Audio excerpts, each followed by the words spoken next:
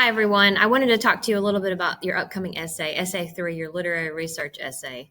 I know a lot of times people get a little panicky when we talk about research, so I wanted to kind of calm your fears to talk about that a little bit. So for this essay, you're essentially writing the traditional analytical essay, the same as what you've done for the first two essays. We're just adding a layer of research on top of it. So in your first two essays, you made a lot of claims about what you thought that the text meant and what symbols there were and themes and other things, and which are all really great ideas. But so to kind of take your analysis a step further and add a bit more ethos to it, you're going to bring in some outside sources to support the analysis that you're developing. Primarily, we're going to try to use Galileo for that. However, due to the limitations of what we have access to on Galileo, I realize that may not be 100% possible. So we're going to talk about some options, some kind of flexible options for how you can work around that a little bit.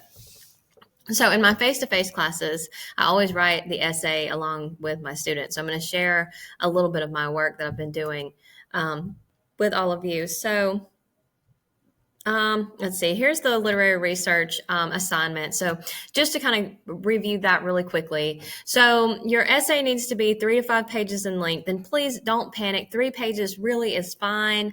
Don't feel compelled to go to 5 paragraphs, that if you don't get to 5 paragraphs, then you won't get an A on the assignment. I'm clicking tabs all over the place. So just be aware that that is perfectly acceptable. The other thing that you need to be aware of is that you need to have at least 3 reputable sources outside of the short story that you're referring to. So your short story is going to be your primary source, and then the other 3 sources will be your academic sources. And the rest of the requirements are the same. Introduction, 4 to 6 sentences with a thesis statement, at least 3 body paragraphs. You may end up with more body paragraphs if you go over, if you end up with, 5 pages or something of your essay. You need to have, there it says at least 4 total sources. So remember your short story and your 3 academic sources that you'll be using. You still do an MLA formatting, works cited page, et cetera, et cetera. The rubric is essentially the same. And then I've got some tips down here about writing the paper and some examples of some thesis statements. With some bolded information down here to emphasize for you. So feel free to peruse through that. I'm not going to read through all of that. That's really not my purpose here today. I'm also going to post this for you. This is sort of some brainstorming we did in one of my face-to-face classes, just kind of going through the different types of criticism, some of the questions you could ask, and some of the things that students were able to see within the text that could be helpful for you to just kind of read through and see if anything kind of jumps up and grabs you. So the story that I'm writing my paper about is wants. I typically try to choose one that most of my students are not writing about. So a lot of my face-to-face students have chosen to write about sweat. Sweat is a really common one for this particular paper for some reason. Anyway, so I'm writing about wants. If you remember wants, it was back in module 1, I think, and it's about it's an unnamed protagonist who decides after 18 years to return her 2 books to the library. And when she goes to the library, she runs into her ex-husband and they have a conversation about what do they want? He says she doesn't want anything, but he wants a boat. And she says that she does want something. And she wants, to be a better person, to be able to affect change in the world. And it kind of ends with her thinking about just sort of the renewal that she's that she's, renewed the books that she has checked out, and she realizes her kids are older and that type of thing. So what I'm going to do is kind of a combination of feminist with psychoanalytic. So my thesis statement, which you can see is listed here, the thesis, although the female protagonist in Wants has adhered to the expectations of her gender throughout her life, it has led her to feel dissatisfied with herself and made her unable to achieve self-fulfillment. However, when she is finally able to cast off the expectations of her gender, she begins taking her first steps towards self-actualization. So really, I could have combined this into one sentence, and typically I know that a one sentence thesis statement is preferable. However, when you have something an idea that you're presenting that's pretty complex, it's okay to divide it into two sentences. So one of the things that I like to do after I write my thesis statement is to determine all the points that I need to hit in order to fully answer, in order to fully prove my thesis. So I claim that she has adhered to the expectations of her gender. So how has she adhered to the expectations of her gender? I claim that she feels dissatisfied with herself. So that's another talking point. Here with number 2, how do I know that she's dissatisfied with herself? What textual evidence is there? How do I know she's been unable to achieve self-fulfillment? So this is when I'm crossing over this dissatisfaction, self-fulfillment. That's where I'm crossing over into this and to the psychoanalytic. So you see that I have that there at number 3. Number 4, how do I know she's casting off the expectations of her gender, which is listed here in the first half of the second sentence. And then the last part of that second sentence, that she's taking steps towards self-actualization. So what are these steps and how is this moving towards self-actualization? So I've got my questions there, so that way I know that I have to answer all of these questions in order to fully prove my thesis, to have a really thorough analysis. So the other thing that I like to do is to go ahead and just jump into the story and to go ahead and brainstorm the evidence and commentary that I can offer in response to these questions. So I just kind of start at the beginning of the story and I look for anything that lets me know about gender roles, about her dissatisfaction with herself, self-fulfillment, or lack thereof, all of those kind of things. So I just kind of move progressively through the story. You see I have my story marked here in the textbook, the same one that you have. This story that I'm using is on pages 26 and 27. So I just kind of go through and I just have my book in front of me and my keyboard. And as I'm reading, I just kind of go with it and type.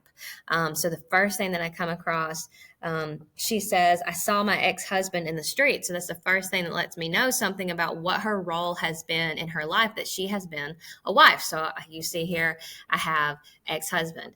And then she says that she was sitting on the steps of the new library, which is something that I actually did not notice until here. Number 5, when I was doing a second lap through the story, I realized that she was sitting on the steps of the new library. So that tells me something significant about there's something different here than what the old has been. And so that was a hint to the fact that something new was happening in her life. But I didn't pick up on that the first time that I went through to get my quotes. Anyway, so we have other things. Hello, my life, married for 27 years. My father was sick. The children were born.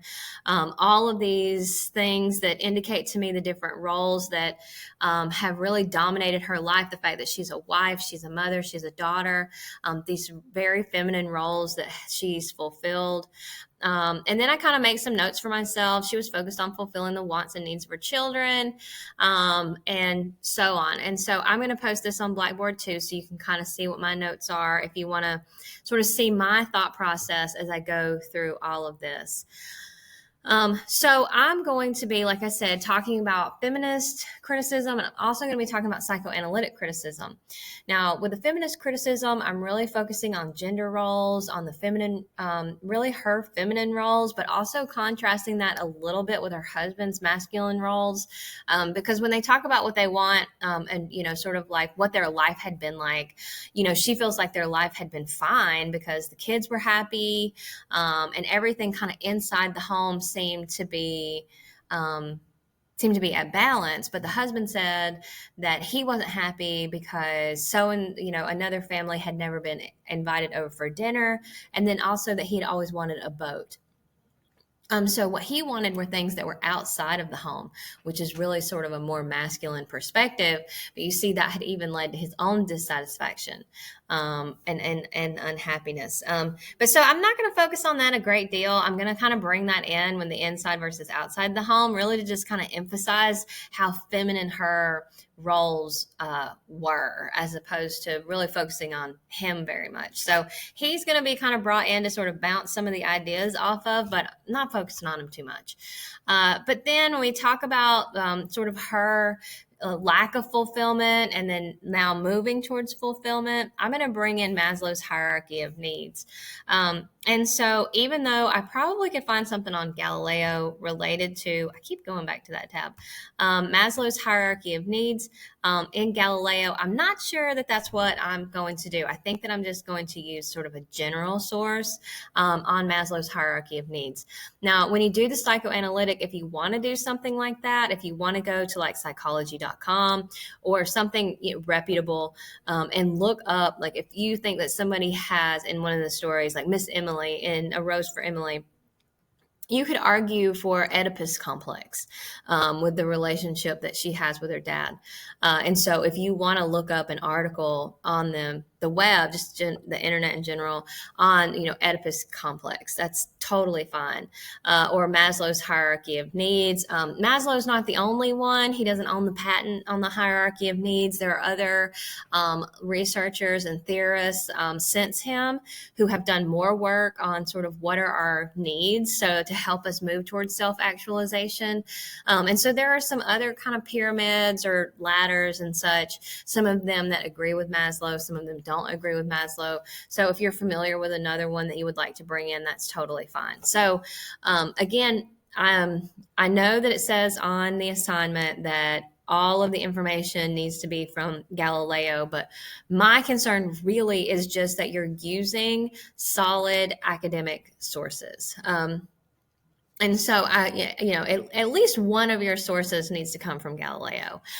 If you go outside of Galileo, as long as I can kind of see why you went out of Galileo and you're still using reputable sources, I can get on board with that.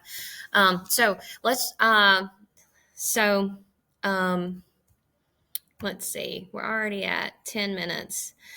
Okay, so I'm just going to talk a little bit more about my writing process, and then I'm going to end this video and make a separate video about Galileo. Okay, so when I do my writing process, what I do is what I've done is I took all my questions, copied them, and I pasted them over to another document. So this is my rough draft. So I have, how has she adhered to the expectations of her gender? So I went through and I just kind of jotted down some notes. So just off the top of my head, she became a wife and mother. She prioritized caring for her children and her husband to the point where when she sees her ex-husband, she even refers to him as, quote, my life. And then, so I'm just kind of talking about it, and then went ahead and started bringing in some of those quotes that I had identified. So what I accomplished today in my face-to-face class, you see that the first two, 1 and 2, both have the quoted material in it. But here, let's see, I had started on 3, but I hadn't made it all the way through there. So you can see where I'm just kind of talking. She's stagnant in her personal growth. In the process of raising her children and caring for her husband, she had lost herself, which unfortunately is a common experience in motherhood. And so, let's see, this should be Paley. I was looking at literary criticism by Louis Tyson, and I decided to put Tyson all in my rough draft. But you can see here 5 and 6, it's still just sort of me talking about the questions. But so I wanted to go ahead and just respond from my own base knowledge of the story to the questions. So that way I make sure that I have something down for every single question and make sure that I have addressed every single point in my thesis statement. So what I'll be doing, as I continue this with my face-to-face students, is I'll keep going to my quote section of my brainstorming and coming back here to my rough draft and integrating the two together. So for some of you, you've had a little bit difficult of a time integrating your quoted material. So I want you to kind of see what I'm doing here. If you'll notice with the quoted material, like particularly here, I could have just quoted the entire section here on 27. She says, I want, for instance, to be a different person. I want to be the woman who brings these 2 books back in 2 weeks. I want to be the effective citizen who changes the school system and addresses and addresses and board of estimate on the troubles of this dear urban system. Um, so I could have quoted that entire passage there, which is what I've seen some of you doing, is just to say, she says, quote, I want, for instance, to be a different person, blah, blah, blah, all the way to the end of that paragraph. So a better way to approach that, because you want more of yourself in this essay, is just as what I've done. She wants to be the type of person who does things in a timely manner, like, quote, bring books back in 2 weeks, and who can affect change in the world. So she lists a couple specific examples about going to the school system and the board of estimate. But instead of quoting that directly, I just kind of summarize that, and that she wants to be able to change things. She wants to be able to be involved and to make changes in the world around her. So please just make note of that's sort of how I would like to see your quotes integrated into your writing, is instead of having big chunks of quoted material just plunked down and kind of awkwardly into your essay, you want to be really integrating your words with the author's words. I like to think of it more as sprinkling the quotes as opposed to just plopping the quotes into the paragraph without kind of molding them or trimming them to your own needs and purposes. Okay, so when I do this, I answer all of my questions, at least just kind of with my own ideas, and then I go through and I start adding in some of my quotes. And so I went ahead and converted this to sort of what I do when I do my final draft. So for my final draft, once I start trying to shape it really into final draft mode, and I typically don't do this between separate documents, but I put it into separate documents just to more easily show you the different steps in the process, like the cooking show where they like mix the ingredients and then jump straight to it's in the oven and straight to the finished product, so that way they don't have a 6-hour long cooking show to show you how to make a turkey. So that's kind of what I've done with the essay here, is just go ahead and show it to you in stages. So you see, I have my title, I've got my header, I've got my heading, I've got my title. I went ahead and copied and pasted over my thesis statement, which is what I have here. Obviously, I'm going to add to this to flesh out my introduction. And then I went ahead and took away the actual questions and combined some of mine into paragraphs. Basically, I had 6 total questions. So I put the first 2 in a paragraph, the next 2 in a paragraph, and the last 2 in a paragraph. And so you see here, just doing that, I have almost 2 pages. And so I haven't added in my sources, my outside sources yet. So that's going to be my next step. So once I get my analysis kind of down, then I'm going to go see what sources that I can locate to add in and add another layer of ethos, another layer of support to my own writing. So that's where I'm going to stop at for this video. If you can see, we play GimKit in one of the classes that I teach. I keep going back to that tab. So anyway, so that's sort of my writing process. I would encourage you to kind of to take on some of these steps. I know a lot of people feel like they do better if they write an essay just kind of all at once and without thinking about it. But I would beg to differ on that. I would encourage you to have a writing process. I know that in high school, we teach a lot of students a very rigid, very structured, very linear method of writing, and I don't think that is really a true reflection of how our brains work. I think our brains are really kind of more non-linear as opposed to linear. And so I would just encourage you to find a process that works for you, which is why I wanted to kind of share with you a little bit of what I do when I write a paper, because I don't do Venn diagrams. I don't do the traditional outline. I just kind of do what I do, and it changes sometimes it changes from essay to essay, and just sort of what I'm feeling. Sometimes I actually write things down by hand. I find that I do less and less of that these days now, because I'm just so used to being behind the keyboard. with all the virtual stuff and everything, and just with teaching and typing for so many years now. So anyway, so I hope that you've taken something helpful from this. Again, I'm going to post all of my notes, all of my little drafts that I'm doing and everything to Blackboard for you to be able to kind of see for yourself and manipulate those documents on your own, exactly what it is. And also the brainstorming that my face-to-face class did, the notes that we took from there. I'm going to post that on here as well, because maybe that'll give you some ideas for your own paper. Okay, so please let me know if you need any help, if you have any questions, if there's anything I can do for you, as always. So happy writing.